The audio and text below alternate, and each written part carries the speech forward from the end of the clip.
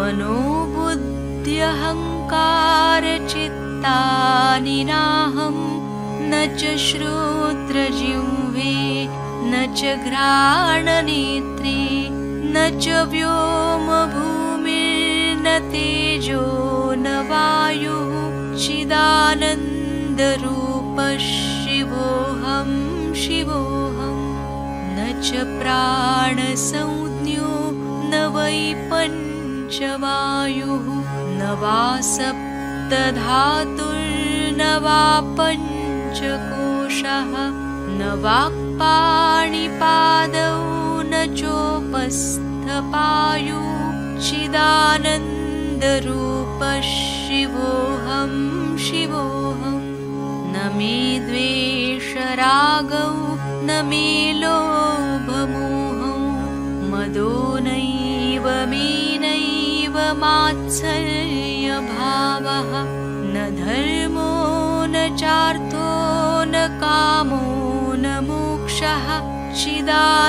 चिदानन्दरूपः शिवोऽहं शिवोऽहं न पुण्यं न पापं न सौख्यं न दुःखं न मन्त्रो न तीर्थो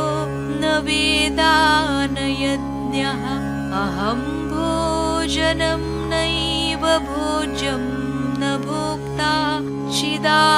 चिदानन्दरूपः शिवोऽहं शिवोऽहं न मे मृत्युशङ्का न मे जातिभेदः पिता नैव मे नैव माता न जन्म न बन्धुर्न मित्रं गुरुर्नैव शिष्यः चिदानन्दरूपः शिवोऽहं शिवोऽहम् अहं निर्विकल्पो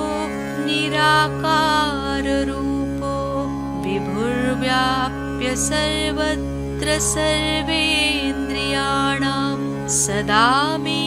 समत्वं न मुक्तिर्न बन्धः चिदानन्दरूपः शिवोऽहं शिवोऽहं चिदानन्दरूपः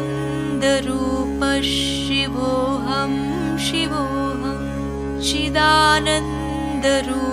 शिवोऽहं शिवोऽहं साक्षात् श्री आदिशक्ति माताजी श्री निर्मला देव्यै नमो